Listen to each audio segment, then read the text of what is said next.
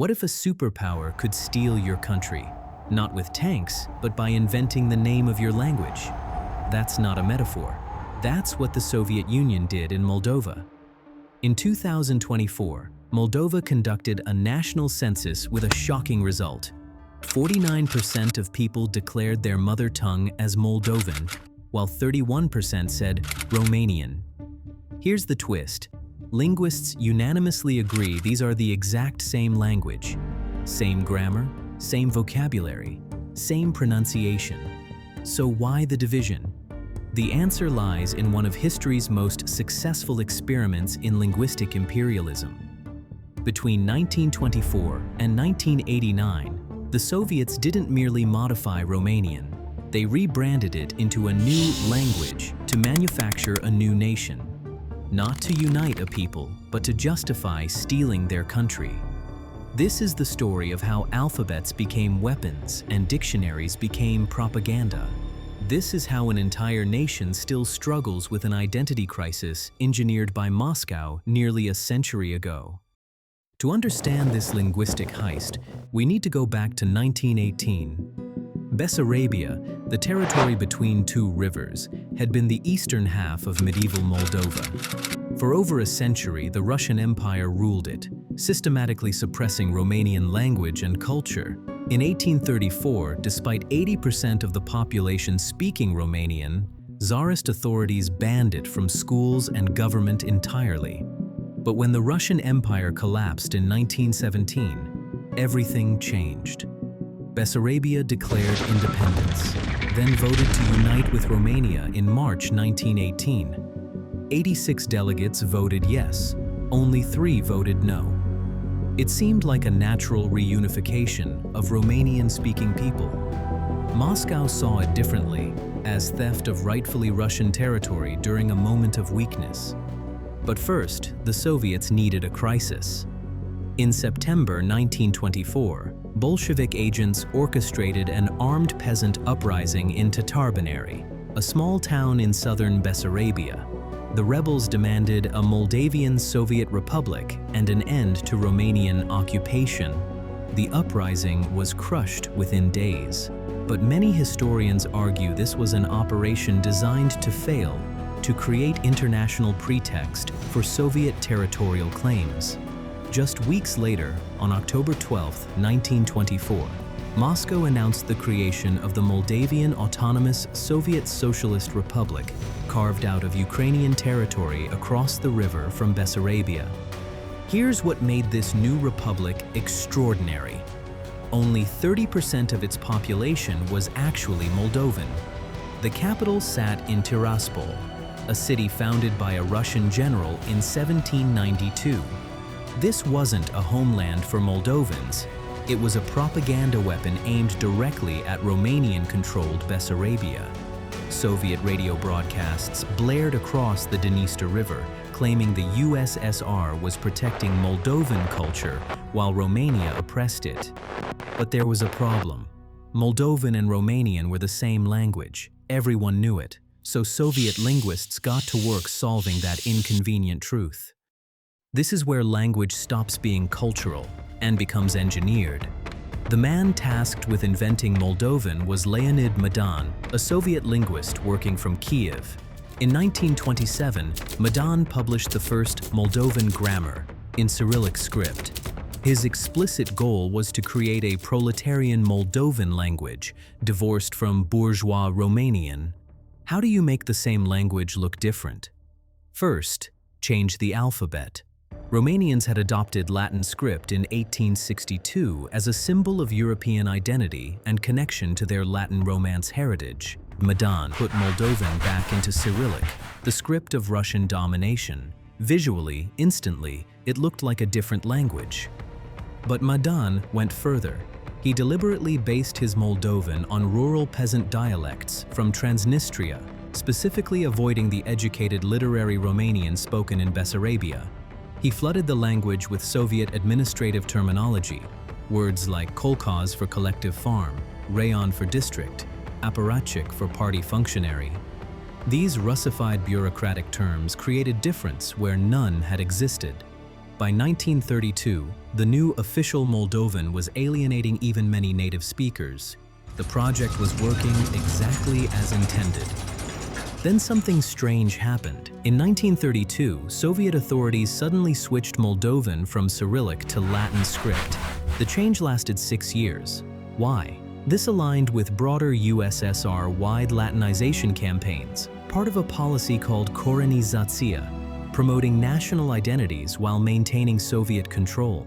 Some historians believe Moscow thought world revolution was still possible, and a Latin script Moldovan could spread communist propaganda into Romania more effectively. But in 1938, everything reversed again. Cyrillic was restored, and this time it was permanent. The timing wasn't coincidental. On August 23, 1939, Nazi Germany and the Soviet Union signed a secret pact dividing Eastern Europe. Bessarabia was assigned to Stalin's sphere. On June 26, 1940, Moscow delivered an ultimatum: hand over Bessarabia and northern Bukovina, or face invasion. With no allies willing to help and pressure from Hitler not to resist, Romania surrendered the territory without a fight. The Moldavian Soviet Socialist Republic was proclaimed on August 2, 1940. Now the linguistic engineering had its purpose. Cyrillic Moldovan created maximum visual separation from Latin Romanian. It justified the conquest. These weren't Romanians being conquered, Moscow claimed, but Moldovans being liberated. Paper reforms weren't enough. The next step was force. Between 1940 and 1953, the Soviet regime deported an estimated 46,000 people from Moldova. In a single night, June 13, 1941, 29,000 people were shipped to Siberian labor camps. Who were the targets? Teachers who remembered how to teach in Romanian, priests who preserved cultural memory, intellectuals, lawyers, doctors, anyone who might question the new linguistic reality. All books in Latin script Romanian were banned. Children were taught in Russian medium schools, learning Moldovan as if it were a foreign language. An entire generation grew up disconnected from Romanian literary heritage. The Soviet strategy created lasting psychological warfare. People adapted to survive. They became bilingual in Russian and Moldovan, code switching depending on who was listening. Urban areas like the capital Chișinău became heavily Russified, while rural villages preserved more traditional Romanian speech. A generational divide opened. Those educated entirely under Soviet rule internalized Moldovan identity more deeply than those who remembered Romanian rule before 1940. Even families split over what to call their own language. This wasn't just political control, it was the fragmentation of collective identity itself. And this is where the story stops being historical and becomes frozen in the present. When the USSR began collapsing in 1989, Moldova moved to restore Latin script and declare Romanian the state language. The law sparked immediate crisis. The heavily Russian and Russified population east of the Dniester in Transnistria saw this as a threat. On September 2, 1990, Transnistria declared independence, refusing to abandon Cyrillic Moldovan. A war erupted in 1992, killing hundreds. Today, over 30 years later, Transnistria remains a frozen conflict zone. It still uses Cyrillic Moldovan as a symbol of Soviet-era distinctiveness, though Russian dominates in practice. This breakaway pseudo-state exists as a living monument to Soviet linguistic engineering. In March 2023, Moldova's parliament voted to officially replace Moldovan with Romanian in all legislation. The vote was 58-0 because the opposition boycotted entirely, protesting with banners reading Moldova, Moldovans, Moldovan. In October 2024, Moldova's referendum on EU membership passed by just 10,500 votes, 50.35% yes, 49.65% no.